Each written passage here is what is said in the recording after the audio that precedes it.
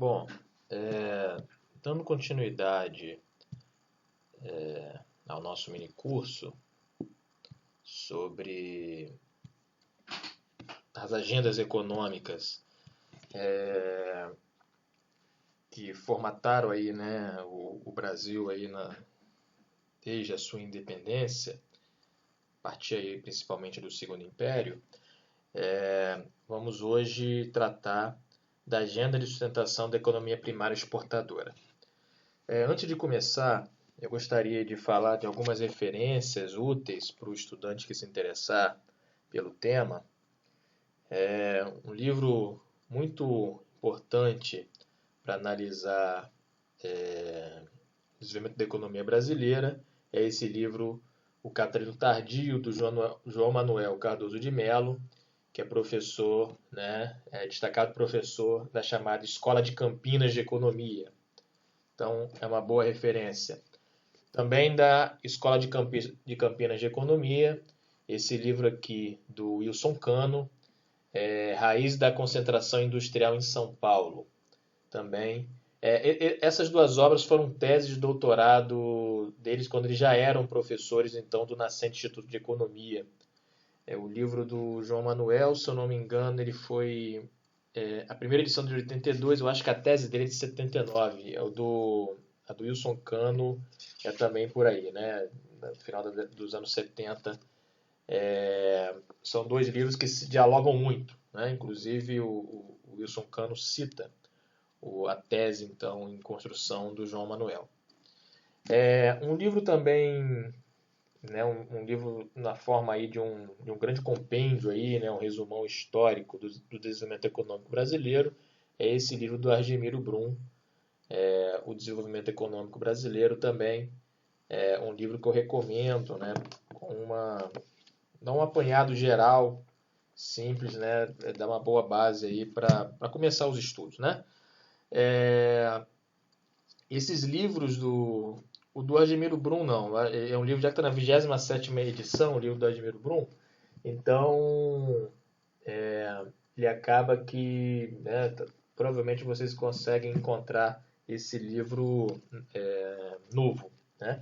Agora, os livros do João Manuel e do Wilson Cano, eles são livros que é possível que na estante virtual, no sebo, vocês encontrem, já que eles não passaram, até onde eu sei, por novas edições mais recentes, né? Tanto é que os dois livros que eu tenho são livros que eu adquiri no sebo.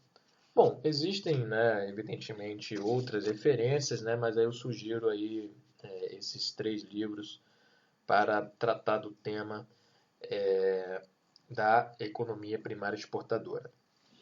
Bom, primeira coisa aqui, o sumário. A gente vai passar aqui nessa apresentação os aspectos da formação socioeconômica e territorial brasileira, as implicações territoriais, aí a definição, né, algumas características da economia primária exportadora, o que é a economia primária exportadora, e aí finalmente a agenda de sustentação da exportação do café, as contradições e tensões dessa agenda, colapso e emergência de uma nova agenda, que vai ser o tema do próximo vídeo, e finalmente as considerações finais. Então esse é o sumário dessa apresentação. Vou fazer aqui marcar o meu tempo. Bom, então primeira coisa para a gente fazer aí para entender o que é a economia primária exportadora, o que caracterizou, primeiro entender aí alguns aspectos, né, da formação socioeconômica e territorial brasileira, né? Por uma questão de periodização, a economia primária exportadora ela vai nascer após o período aí da independência, né? Já o Brasil já como um Brasil império, e ela vai emergir lá para meados, né, do século XIX, né? mais ali por ali, né? No início ali da segunda Revolução Industrial, um pouco antes, né? Não é tão importante dizer a data certa, né? Porque esses processos não, eles são, eles são um contínuo, né? Mas vai ser mais aí, já vai ser na época já do Brasil independente, né? Já nas primeiras décadas do Brasil como nação soberana no Império. Então, ela vai herdar evidentemente, né, aspectos da colonialidade, né, num país independente e se adaptar à divisão territorial do trabalho que estava se formando aí também nessa época, que já é uma revolução, uma divisão internacional do trabalho pós revolução, primeira revolução industrial, já encaminhando, né, já ali no final do século XIX, início do século XX, para a segunda revolução industrial. Então é um mundo também em mutação, que geopoliticamente e geoeconomicamente vai impor uma série de mudanças, né, no mundo que era herdado ali do período ali da colonialidade na América Latina, né, na atual América Latina e no mundo. Né, o sistema mundo que se originou após as grandes navegações, ele vai ser colocado abaixo, né, após a primeira Revolução Industrial. Então, o Brasil, na economia primária exportadora, ela vai surgir. A gente vai retomar essa questão mais na frente. Mas em alguns aspectos dessa formação socioeconômica e territorial brasileira, a primeira é que a ocupação do território pelos europeus, nunca esquecendo que já era um território ocupado, né, mas o Brasil vai ser evidente resultado dessa ocupação colonial europeia, né, que vai se impor através de um genocídio, né, sobre a população autóctone e também, né, com a incorporação, né, do elemento africano com a escravatura, né, com a escravidão, com o tráfico negreiro.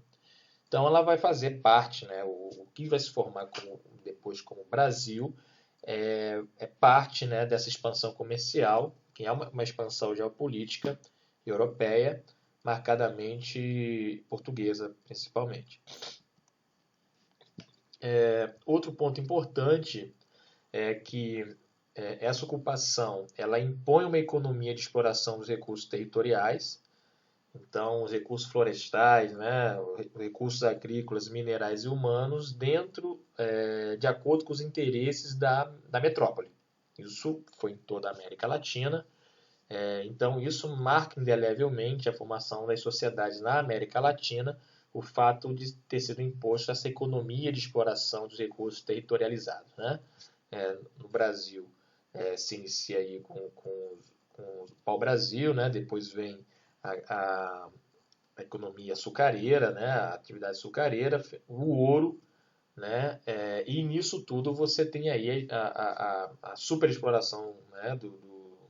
do elemento humano, né? Através aí da tentativa de escravidão dos indígenas e principalmente aí com o uso da mão de obra compulsória, né? De africanos, no caso brasileiro, né? No caso lá, por exemplo, na América Espanhola, né? Se usou muito aí a mão de obra, a superexploração da própria população autóctone, né? Visto que já havia sociedades mais organizadas, né? Que já tinha um elemento de exploração mais desenvolvido do que no território depois que veio ser chamado de Brasil. E aí um processo de longa duração, a sociedade que se estruturou, né, nesse território, ela vai se basear na seguinte relação, né, a conquista de terras, a formação dessa economia de exploração que é voltada, né, que é para a exportação, e nesse caso, na economia colonial, essa exportação não é no sentido capitalista, a exportação dentro do mercantilismo, você tem um elemento lá do comércio, né, de uma economia mercantil, já com o princípio do lucro e tal, mas o laço colonial ele estabelece que essa exportação é, na verdade, uma entrega das mercadorias aqui produzidas, né, dos produtos aqui produzidos, para o comércio da metrópole. Né? E o amplo uso do trabalho compulsório, como já foi mencionado anteriormente. Então, o que vai estar na base, né, e, portanto, aí, dessa economia colonial, dessa inserção, né, desse território e dessa população a esse sistema mundo, a essa economia mundo colonial, é que já vai estar colocada ali uma economia voltada para fora. E aí alguns mapas tomados aí da internet, a gente vai ver, né, isso aí já é bem clássico, você vê em qualquer livro didático, já esses mapas mostrando aí então como espacialmente vai se configurar essa característica de uma economia voltada para fora, que ela vai ter sempre a ocupação a partir de pontos no litoral e sempre o privilégio de áreas onde existem recursos territorializados de interesse para a metrópole, né? Aqui a marcação aqui das capitanias hereditárias, enfim, das sesmarias depois, mas enfim, você vai ter a variação desse modelo de ocupação e de exploração econômica da colônia, mas ao longo dos anos a gente vai observar que, de acordo com a mudança da pauta exportadora, né, do tipo de exploração, do tipo de produto que vai ser explorado, você vai ter mudanças no padrão territorial, mas de modo, por exemplo, que nós vamos ter aqui a expansão da ocupação portuguesa para dentro do território, para além do Tratado de Tordesilhas, né, também isso é sabido, mas sempre mantendo essa vinculação da exploração das atividades indo para os portos, né, onde você vai ter o padrão dessa ocupação. Né, no século XVIII, né, na época do maior da exploração mineira, nós aqui vamos ter também essa ocupação, né, que se torna um pouco mais densa, mas ela ainda continua tendo uma forma regionalizada de ocupação, apesar de você ainda ter também, né, existe aí um termo muito conhecido, né, dos arquipélagos regionais brasileiros, das ilhas regionais, que é um termo justamente para mostrar aí, que busca descrever essa característica da ocupação, né, do território brasileiro voltado para fora. Porém, é um termo impreciso, porque a ideia de ilha é a ideia de isolamento. E, na verdade, né, você apesar, talvez a melhor palavra sejam as descontinuidades, como nós vamos mencionar posteriormente, mas são descontinuidades territoriais, porém existem relações, mesmo que tênues, entre essas economias regionais. Por exemplo, a importância no período aurífero dos recursos produzidos na franja sul do território e na antiga área, né, na área que antes fora a área produtora, que atendia a área produtora de açúcar e que passa a atender, né, tanto com braços, né, a transferência de escravos do Nordeste para as áreas mineiras e também levando gêneros alimentícios também para a área mineira. E no século XIX, que é quando nós já estamos entrando aí já nas portas né, já na economia primária exportadora, nós vamos ter, portanto, aí mantendo também esse padrão. O que a gente vai ter também, já no Brasil independente, as descontinuidades regionais, territoriais do período colonial, eles vão se transformar, né, nas economias regionais, e o pacto político oligárquico vai ser uma das expressões dessa formação socioeconômica territorial herdada do período colonial. Então, algumas implicações territoriais disso, portanto, as descontinuidades territoriais, que a gente pode chamar das heterogeneidades regionais, que vai ser um dos aspectos fundamentais depois na linguagem dos cepalinos brasileiros, que fala das heterogeneidades estruturais da economia brasileira. Um dos elementos fundamentais dessas heterogeneidades era a heterogeneidade regional. Isso vai ficar muito marcado na chamada questão Nordeste, Nós vamos ver possivelmente no próximo vídeo. E aí, usando aí a terminologia do Darcy Ribeiro, né, a diversidade também das identidades. Então, temos aí o Brasil caipira, o Brasil crioulo, o Brasil sertanejo, o Brasil caboclo, digamos assim, né, usando aí uma expressão vidaliana, né, são gêneros de vida que vão se formar a partir dessas heterogeneidades regionais. Vai ter também esses tipos humanos culturais que vão se formar no Brasil, né? A noção de brasilidade vai ser uma construção posterior, vai ser uma construção do império já, né? Então a gente vai ter aí essa característica também no campo da cultura, e que é uma parte da riqueza, né, do Brasil. Então, aí a identidade nacional, por conta dessas heterogeneidades regionais, a diversidade das identidades, a identidade nacional foi um projeto do Estado, né, como forma de evitar a fragmentação do território, que era um dos riscos temidos pelo império, né, pelas classes dominantes, é a fragmentação do território, como aconteceu com a América Hispânica independente. Então, você tem esse projeto de construção de uma ideia de Estado nacional no Brasil a partir, né, de ações, várias ações a partir do Império. Que né? E aí, por conta disso, né, a brasilidade vai ser um projeto longo, tortuoso, inacabado e mal resolvido. Né? Eu considero que o Brasil é um projeto muito mal resolvido. Ele é um projeto muito mal resolvido por conta dessa herança que nós herdamos, porque, em grande parte, né, apesar de a gente ter tido momentos, né, de afloramento do nacionalismo, principalmente a partir do século XX, década de 20, em que vai se buscar, por exemplo, valorizar o aspecto autóctone, né, por exemplo, fazendo uma visão romântica, por exemplo, do índio, né? Aqui e ali, movimentos de valorização das vários aspectos da cultura nacional, sempre teve, né? Existe ainda, né, esse tipo de movimento, mas hegemonicamente a busca de consolidação da ideia de Brasil também ela foi muito deturpada pela busca pela busca de legitimação a partir de elementos exógenos, né?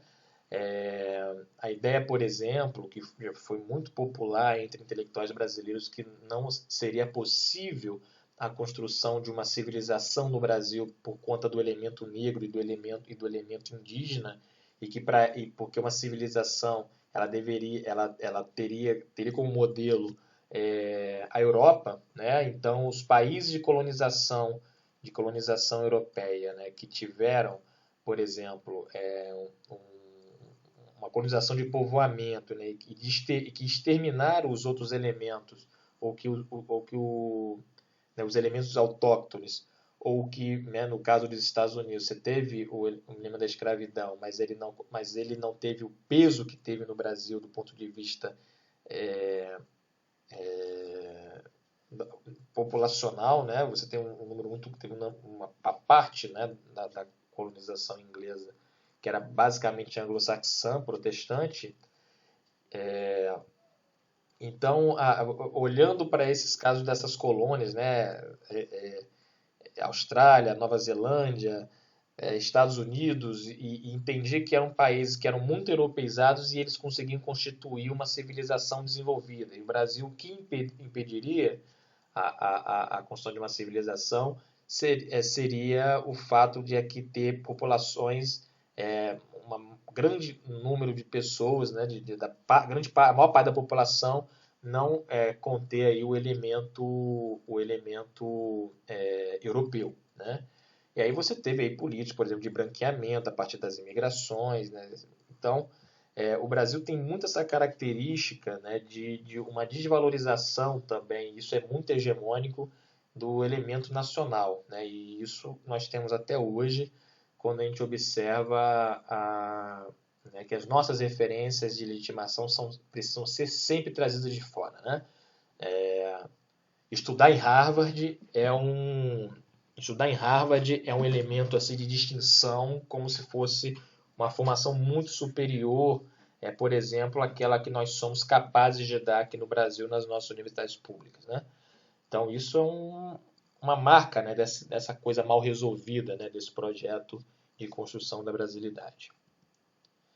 Então, economia primária exportadora, algumas características, portanto. Primeiro, né, ela vai ser sucedânea da economia colonial, né?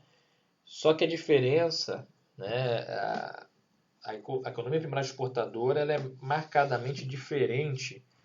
Ela incorporou uma série de aspectos da economia colonial, mas ela vai se dar numa inserção diferente com relação à economia voltada para fora também da economia colonial, do período colonial. Então, primeira grande distinção, né? A economia colonial ela era voltada para atender a interesses, né, basicamente da metrópole. Então, o laço colonial ele estabelece a natureza da atividade com distinção com relação à economia primária exportadora. A economia primária exportadora ela já vai atender a interesses de classe no Brasil, né, que são evidentemente herdeiras das classes dominantes desde o período colonial, em grande parte, né, na sua maior parte. Mas a forma de inserção ela vai ser numa nova divisão internacional do trabalho, que já vai ser no mercado mundial capitalista, que vai se originar dos escombros do sistema mercantilista colonial anterior. Então, a gente vai ter ali, né, o papel fundamental da indústria, marcadamente da indústria inglesa, os outros países da Europa, né, posteriormente Estados Unidos e Japão, que também começam as suas arrancadas industriais. E aí a economia primária exportadora ela vai ser voltada à exportação de bens primários para o mercado mundial. No caso ali então vai ser no mercado mundial, num sistema de troca internacional, para atender os interesses, para atender as demandas de mercadorias primárias nos países em franco processo de industrialização. Então, você vai ter uma relação, vai ser uma relação que vai se dar dentro de um sistema mundial plenamente configurado do capitalismo, né? Apesar de, no Brasil, você ter ainda como base da produção, né, do trabalho, ainda fortemente, na sua maior parte, não capitalista, que é a mão de obra compulsória. Mas essa vai ser uma primeira distinção fundamental para não confundir as bolas sobre a economia colonial e a economia primária exportadora.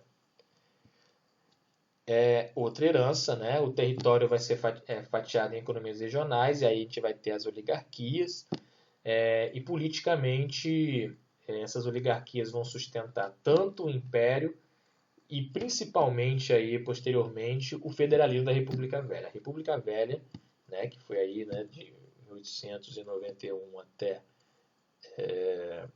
da Constituição de 1891 até 1930, né, com a Revolução de 30, ela vai ser aí marcada pelo pacto, né, pelo pacto existente entre as economias regionais, que vai ser representado pelas forças políticas estaduais, né?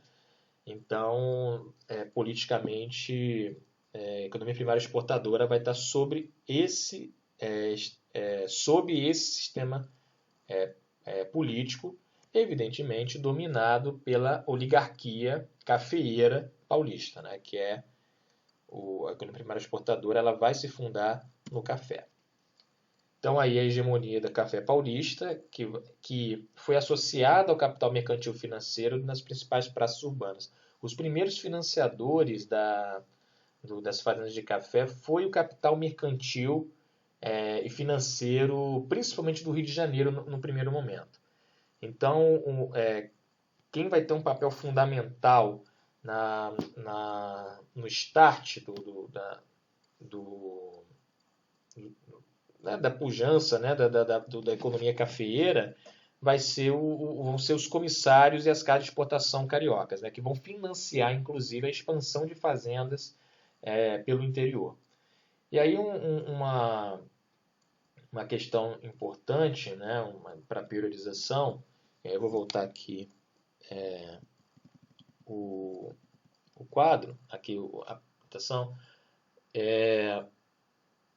O café ele vai começar a ser plantado no atual município do Rio de Janeiro. Se eu não me engano, a própria Floresta da Tijuca ela foi devastada primeiramente por conta das primeiras fazendas de café, né?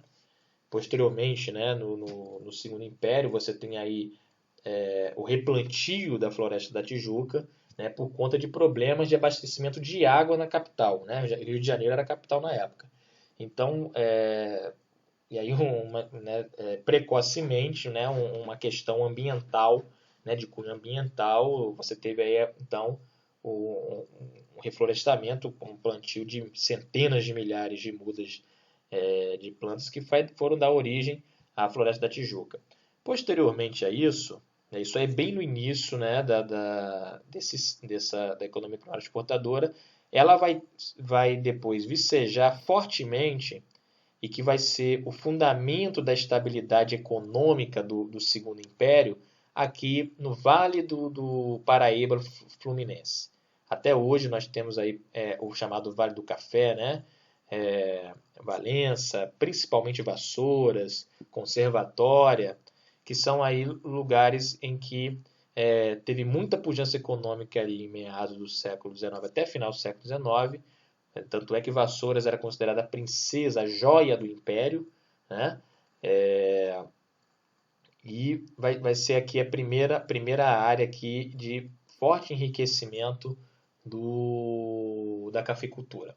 E aí isso consolidou. E aí tem uma coisa muito importante, que nessa fase inicial vai ser muito próximo da corte instalada no Rio de Janeiro. Então foi um elemento fundamental de barganha, né, do poder imperial frente às outras oligarquias regionais. Quer dizer, a região, a Interlândia, né, o entorno da capital imperial, era a província mais rica do império, né, que era a província fluminense. E mesma coisa, né? A cafeicultura, ela se caracterizou, o café era plantado dentro de uma faixa de altitude, que era a faixa de melhor produtividade, melhor adaptação das plantas de café, e nessa primeira fase, o plantio do café ele era de forma extensiva, se usava extensivamente a mão de obra escrava, e era baseado na disponibilidade de novas terras virgens quando os cafezais mais antigos começavam a exaurir o solo e perder produtividade. Então, uma fazenda de café ele tinha um período de 11 a 15 anos de produção. Depois essa área é abandonada e você vai através do deflorestamento, né, das florestas que ainda existiam nessa região, se cortava as florestas e aproveitava a fertilidade do solo ainda remanescente da Mata Atlântica para plantar um novo cafezal. Isso daí foi devastando, né? Terminando de devastar as matas que ainda existiam, né, pelo interior do atual estado do Rio de Janeiro. E aí, evidentemente, né, o café, que é considerado uma atividade devoradora de terras, ela foi indo tanto para o norte, né, pegando aqui a região aqui, chegando até Itaperuna, e a zona da Mata Mineira. Mas principalmente migrando para o Vale do Paraíba paulista e posteriormente indo para o oeste de São Paulo, que é onde vai se ter o auge da produção de café aí já nas primeiras décadas do final do século XIX e nas primeiras décadas do século XX. Quando a São Paulo toma a hegemonia, aqui no Rio de Janeiro já entra em franca decadência. E aí é quando vai se iniciar né, essa liderança de São Paulo na economia brasileira. E aí o Rio de Janeiro ainda permanece, o atual município do Rio ainda permanece pujante por conta da presença da burocracia federal, mas a economia regional mais forte, de longe mais forte, já no período republicano, vai ser a economia paulista. E aí um elemento fundamental também, que vai marcar uma diferença grande, é que quando a cafeicultura fluminense ela vicejou, ela era baseada na mão de obra escrava. Quando você tem o impulso da cafeicultura paulista, já é a transição da mão de obra escrava para a mão de obra assalariada do imigrante europeu, marcadamente o imigrante italiano. Então, voltando aqui. Então a gente vai ter essa característica aí dessa hegemonia do café paulista. A lógica de mercado, como agora é uma economia primária exportadora, por que o café? E aí uma outra coisa importante também. Por que o café se torna a mercadoria mais importante nesse momento? E aí eu vou fazer aqui só uma comparação com esse artigo da Vilma Pérez, que ela mostra aqui, ó, interessante a tabela deles, faz um estudo comparativo entre a economia primária exportadora brasileira e argentina. Quem se interessar, o título está aqui, ó, Economia Primária Exportadores e Padrões de Construção do Estado na Argentina e no Brasil. Então, estamos na página 4. Aqui. E a gente vai observar aqui, em relação à questão das economias regionais. No início, a gente vai ter aqui, em 1861 e 1870, o café, quer dizer, estamos ainda pouco depois de meados do século XIX, o café já era 45,5% da pauta exportadora do Brasil. Você tinha uma presença ainda razoável do açúcar, o algodão, que era aí próximo de 1/5. E a gente vai observar que o mínimo, né, o valor menor foi justamente no início, né, que já chegou no seu auge aqui, no final na última década do século XIX, a 67,6 e entre 24 e 29 a 72,5. Enquanto o café vai ganhando importância, as outras vão perdendo, né? O açúcar aqui ele praticamente torna-se irrelevante, né? O algodão idem. A borracha você teve um período, algumas décadas ali, alguns anos, em que você teve um surto da exploração de borracha no norte do Brasil, que foi um elemento importante da ocupação da região amazônica aí nesse final do século XIX, início do século XX. E aí, comparativamente à estrutura da produção argentina, e aí uma coisa importante, a Argentina, apesar de ser um país menor, menos populoso que o Brasil, ele tinha uma economia, a economia primária exportadora argentina, ela era muitas vezes superior em termos de capacidade, né, de geração de renda do que a economia brasileira. E aí, além de tudo, é um outro tipo de produção basicamente de uma agricultura de clima temperado, né, subtropical e temperado, mas a pauta de exportação, a gente for observar aqui, ela é mais equilibrada. Não existe um domínio absoluto, como no Brasil, da pauta de exportação, né, como no café. Então, a gente voltando aqui. Então, a gente voltando aqui. Então, o que acontece? Por que o Brasil, portanto, vai ser um exportador de café? E aí o elemento importante que, pensando, né, os países centrais do capitalismo, eles estavam em plena fase de revolução industrial. Né? Então, o que acontece? E aí, peguem aí, né, a história, né, os estudos da história, mostrando aí, por exemplo, né, a alta intensidade do trabalho na indústria ali no século XIX, né, extensas horas de trabalho, né, 12, 13, 14, 15 horas. Quem se interessar um registro disso na parte ali no miolo do livro 1 do Capital, né, existem uma longa descrição do Marx para discutir a questão da taxa de mais-valia absoluta, mais-valia relativa. Mas aí ele pega relatórios feitos na Inglaterra sobre exploração do trabalho e aí mostra aí as condições, né, de longa, né, a extensão. Ele fala, né, sobre a questão da mais-valia absoluta, né, maior extensão das horas de trabalho. E aí, o que precisava para esses trabalhadores? Eles precisavam de estimulantes. E o café, né, foi descoberto como um excelente estimulante para essa mão de obra. Então, o que acontece? O café ele se torna uma commodity, já nessa época, por conta do seu consumo em massa. Era um consumo popular. E aí tem uma coisa importante: o café não era a única mercadoria que poderia ser usado como estimulante. O chá também poderia ser usado como estimulante. E aí, então ele tinha a concorrência do chá, né, basicamente. Então o que acontece?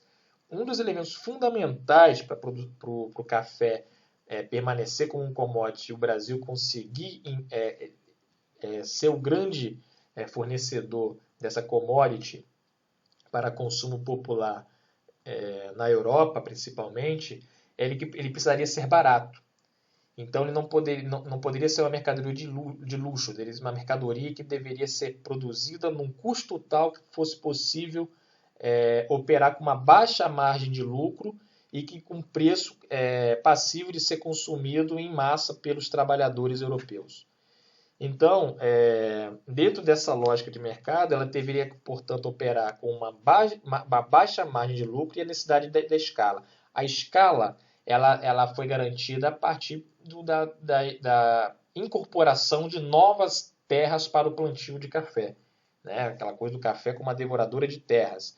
E como é que você conseguiria manter uma baixa margem de lucro? Era principalmente através da manutenção do baixo custo da mão de obra. E é aí que vai ter E aí, né, considerando novamente aqui os fatores essenciais para tudo isso, a disponibilidade de terras, a mão de obra disponível e barata e os custos de transporte. A questão da mão de obra disponível e barata, que é o principal meio de sustentação da economia primária exportadora, e particularmente da cafeicultura. Por quê?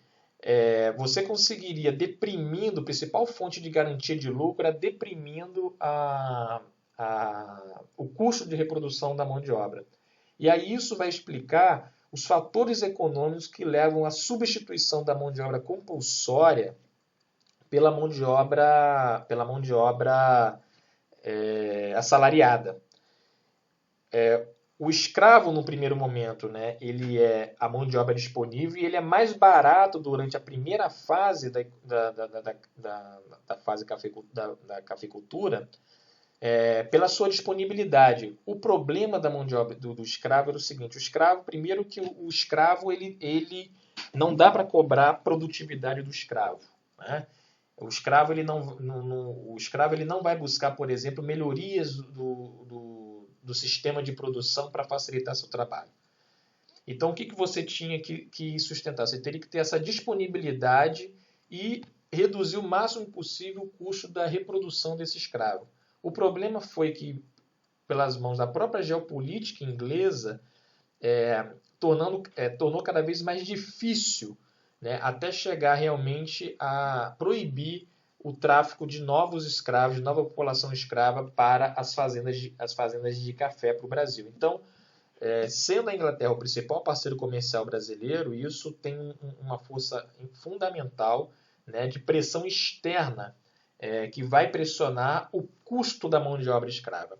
Então, quando se bloqueia o fornecimento externo de nova mão de obra escrava, a primeira coisa que tem que se fazer é o seguinte: o escravo deixa de ser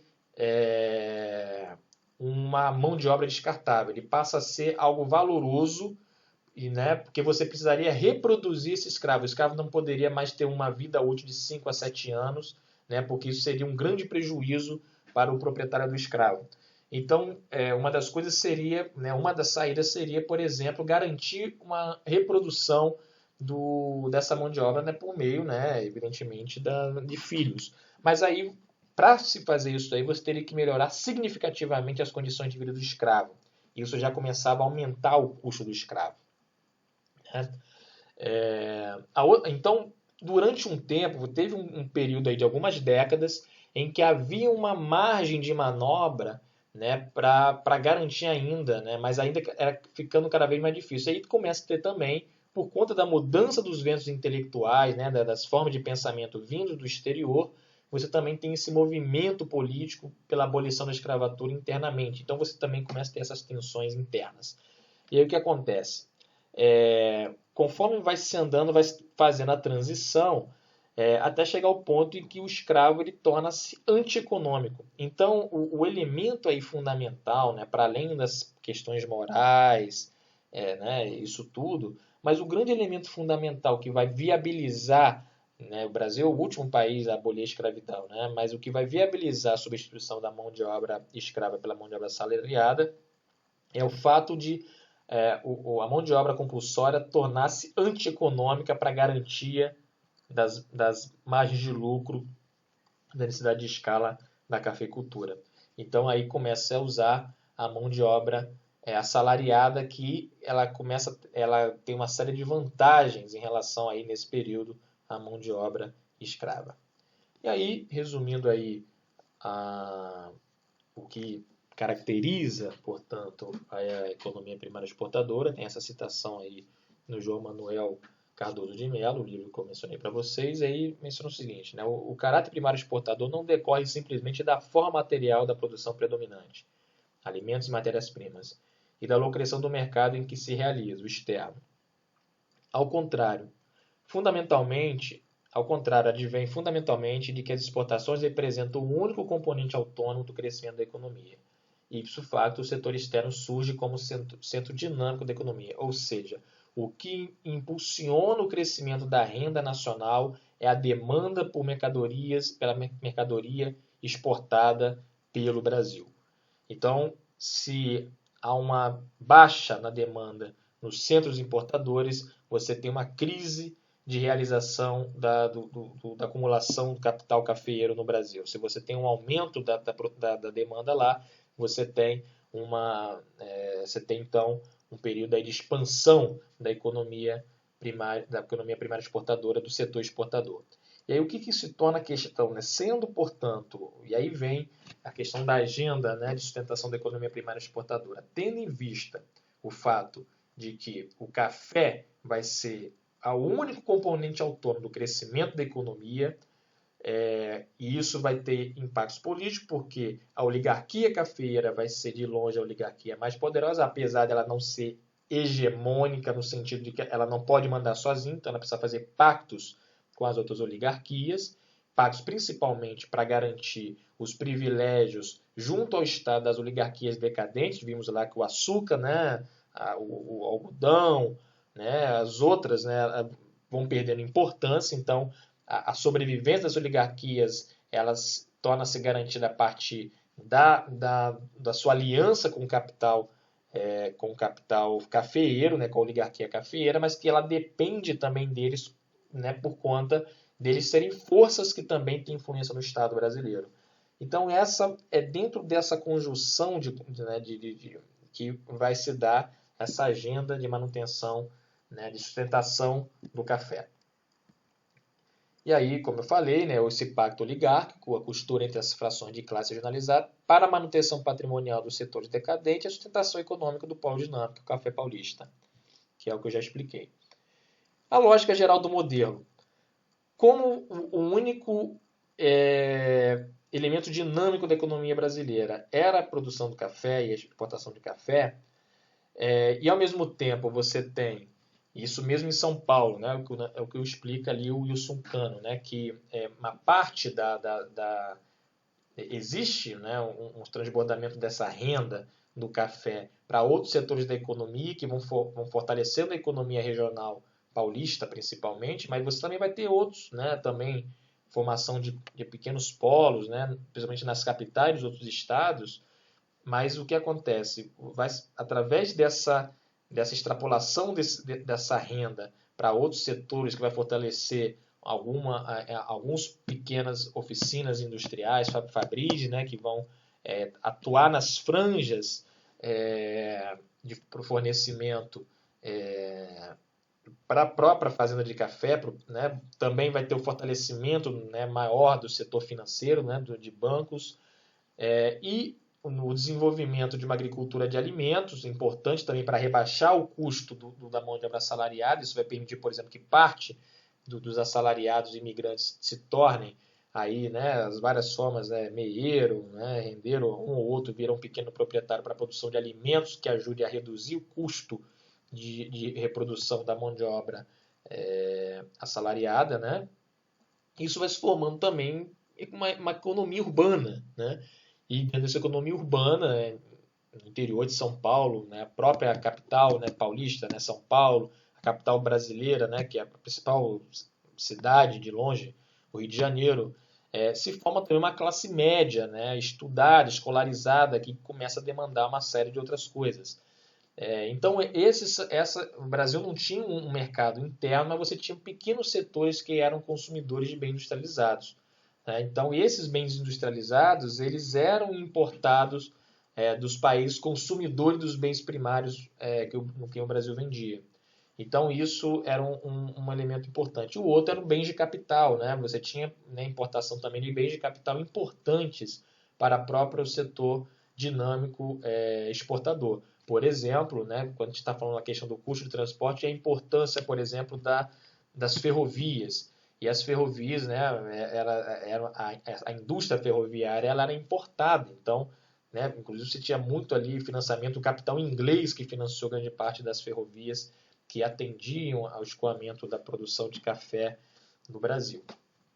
Então, o modelo era exporta o bem primário e aí você precisa importar o bem industrializado. Com que recurso? Você não vai comprar com moeda brasileira, você vai comprar com divisa internacional. Ou com a Libra, na época, né, que era a moeda de troca, né, no qual se comercializava internacionalmente, do país mais forte, que era a Inglaterra, eventualmente também o dólar, né, ou o ouro, que era, né, o padrão ouro era o padrão, né, o sistema financeiro internacional era alicerçado no padrão ouro. Então, para conseguir ou moeda conversível ou ouro, você precisava exportar. Então, você tinha esse elemento aí. Então, o que acontecia? Se tivesse uma crise de demanda do produto brasileiro, o Brasil tinha sempre o problema de depois de não ter divisas para conseguir importar aquilo, né, as mercadorias industrializadas que eram cada vez mais consumidas pelos setores que consumiam no país. Então essa era uma lógica geral do modelo. Isso a gente poderia, depois na próxima aula eu vou explicar com mais detalhe, o modelo teórico, né, o que justificava isso, né, meio que assim, né? As coisas eram do jeito que eram, né? Mas aí o que orientava era o modelo ricardiano de especialização econômica. A divisão internacional do trabalho da época, ela se justificava a partir do modelo ricardiano de especialização econômica, que considerava que o comércio internacional livre você conseguiria um equilíbrio, né, de lucros e ganhos para todos que entravam no livre comércio de mercadorias. Mas aí o que acontece? Quando você pegava no modelo Brasil, você via no Brasil isso, o Brasil era especialista. Não havia país tão especializado como o Brasil, né, na produção daquilo que tinha maior vantagem comparativa, que era o café. E havia um problema constante na balança de pagamentos por conta da necessidade de importação das mercadorias de maior valor agregado dos países industriais.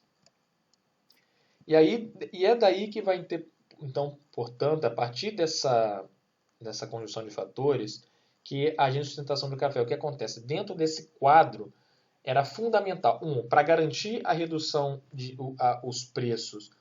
Primeira coisa, o setor era muito vulnerável à variação da demanda, né, como eu falei anteriormente. Isso aí, evidentemente, ia bater nos preços do café.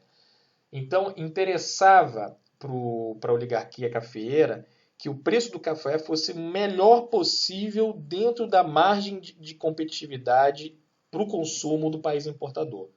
Então, a questão de você sustentar esse preço dentro do melhor retorno de lucro para o cafeicultor, né, para o setor exportador, essa era a grande questão que a política econômica do país deveria resolver. E aí tem uma coisa importante. Apesar da gente ter um modelo ricardiano de especialização econômica, a gente vai observar o seguinte: o Estado vai ser chamado como um ator fundamental para a sustentação dessa agenda. Ainda que o discurso e a ideologia fosse uma ideologia liberal, que era dominante, que você tinha como alternativa basicamente o pensamento socialista, que mal chegara no Brasil, né? Só vai chegar no Brasil realmente aí nos idos da década de 20, né? Com os anarquistas e os socialistas que vieram com a imigração, né? Com a imigração italiana, que vai formar a base do primeiro operariado. E você não tinha outra, dentro da própria teoria econômica burguesa, não tinha, o Keynes ainda não tinha ganhado a projeção. O Keynes só vai ganhar a projeção como discurso alternativo na economia política burguesa na década de 30. Mas apesar de você ter plenamente o domínio da ideologia liberal como explicadora dos fatos econômicos, vai ter na sustentação da agenda, na agenda de sustentação do setor exportador de café, o Estado vai ter uma atuação fundamental e é aí que vai estar alicerçado o pacto oligárquico. Então, a atuação, né, das elites, das oligarquias cafeeiras, do setor mercantil exportador e do Estado brasileiro era tentar fazer com que estabilizasse de modo vantajoso o preço do café no mercado internacional, dentro daqueles limites que eu mencionei anteriormente, de preços para o consumo. Então, a política de sustentação era tentar segurar esse preço para que ganhasse o máximo possível no momento de alta demanda, mas que conseguisse sustentar os preços no período de baixa demanda, né? Na restrição do mercado. E aí, eu vou dar um exemplo aqui, o puzzle da taxa de câmbio. E aí, na situação 1, e aí é só um exemplo mesmo de como é que uma forma, por exemplo, de sustentação, porque devemos considerar lá quais são os fatores essenciais: disponibilidade de terras, o custo da mão de obra e o custo de transporte. O custo de transporte depende da melhoria da produtividade do transporte, em grande parte depende de bens que vão ser importados. Então, vai depender da capacidade de importar do país. Então, qual vai ser o elemento fundamental para a garantia do lucro, da lucratividade do setor exportador de café? Vai ser o custo salarial. E aí devemos considerar aqui, nesse nosso exemplo, que o custo salarial ele vai ser basicamente um custo interno. Né? Vamos considerar aí que, por mais que tivesse aí consumo de produtos importados e tal, mas basicamente a reprodução e sobrevivência dos assalariados dependia de preços internos, né? Dependia pouco dos preços importados. E aí, digamos, por exemplo, para a gente conseguir entender bem, o preço da saca de café no mercado externo. Imaginemos que seja 100 libras a saca. Isso aqui é algo absolutamente arbitrário, o que eu estou usando aqui de preços aqui, tá? Não estou dizendo que era 100 libras. Mas digamos que, provavelmente não era, provavelmente era mais baixo. Mas digamos que o preço, botei 100 para facilitar o raciocínio. Imagine que então o preço da saca de café no mercado externo fosse 100 libras. E aí, o câmbio seria, para cada libra, 1 conto de réis. Né? Então, essa seria aqui a taxa de câmbio. 1 libra, 1 conto de réis. Se a gente converter, portanto, 100 libras para essa taxa de câmbio, cada saca em contos de réis vai ser 100 contos de réis. Digamos que o custo salarial por saca fosse o custo salarial médio fosse de 10 contos de réis, né, de um trabalhador. Então, uma saca ela é passível de pagar 10 trabalhadores. Então, digamos assim, esse é um quadro de um câmbio em que a moeda brasileira está valorizada com relação à divisa internacional. Só que tem um outro elemento. O preço da macro-beneficiadora que vai ser importado, digamos que seja 1.000 libras. Então, você precisa aqui, para poder importar, o preço em réis, em conto de réis, seria aí 1.000 conto de réis. Tá certo? Então é dentro dessa situação. Uma situação que a gente pode considerar que o preço da saca de café no mercado externo está valorizado. Mas digamos que tem uma desvalorização. Houve aí uma diminuição na demanda, aí o preço foi obrigado o preço a cair, uma super safra. Então, uma das saídas, não sei que fosse apenas essa, para o setor exportador, era, dentro da redução do preço do café no mercado internacional, a desvalorização do câmbio. Então, nessa situação 2, digamos que se tenha se desvalorizado o câmbio de 1 libra passa a ser 2 contos de réis. Então, uma saca de 80, né, valendo 80 libras, ela, quando convertida em contos de réis, ela passa a ser 160 contos de réis. Aqui a gente vê que no câmbio valorizado ela era 100. Manteremos o custo salarial considerando que aqui é preço interno. Então, com 160 contos de réis, uma saca é capaz de pagar 16 trabalhadores. Nesse sentido, mesmo com a redução do preço do café no mercado internacional, mas a desvalorização cambial permite a manutenção, né, ou até ampliação do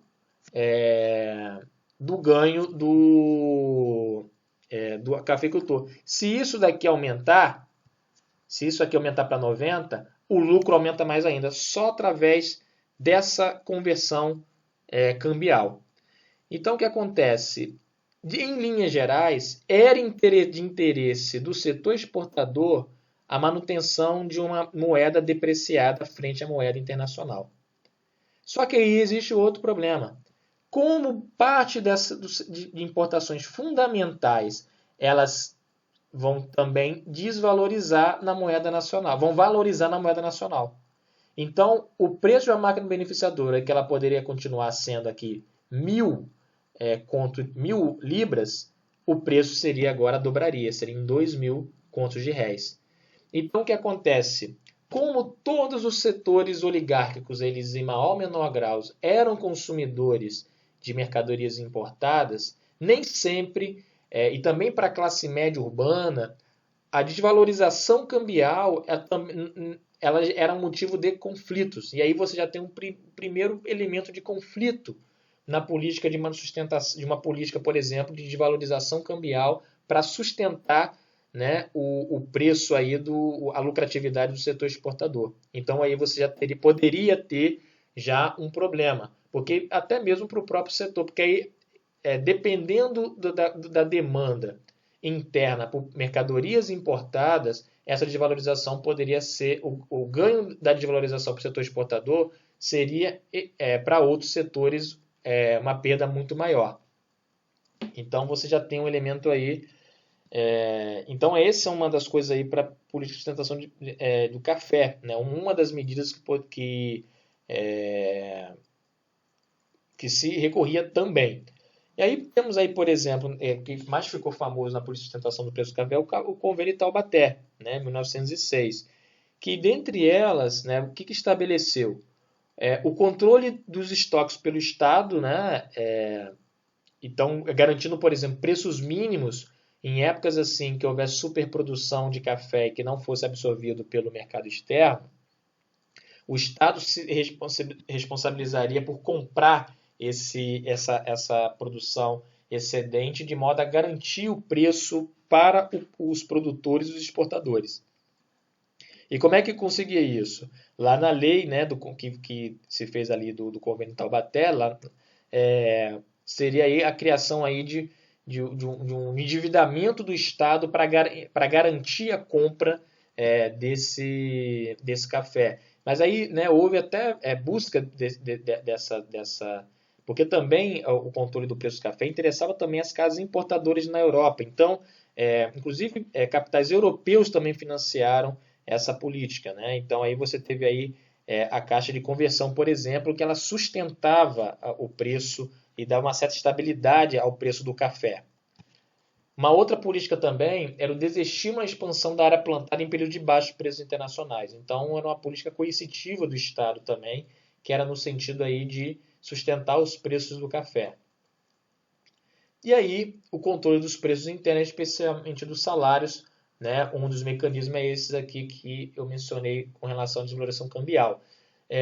Evidentemente, aí, já lá no final ali, né? Já durante a República Velha, você já começa o movimento operário e muito questionamento ali.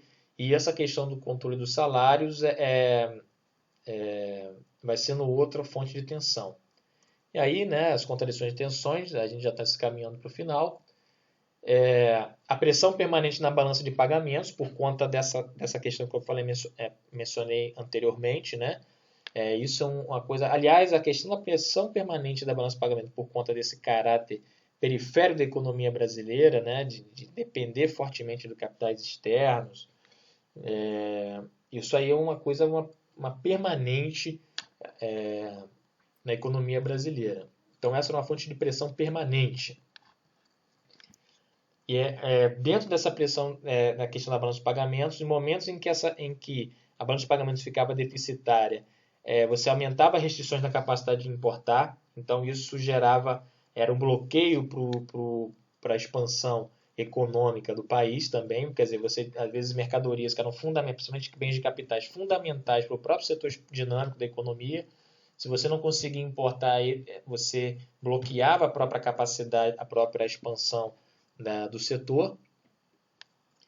E as tensões que emergiam, né, com os outros interesses regionais, isso daí na República Velha foi uma constante, tanto é que isso vai estourar realmente aí na Revolução de 30.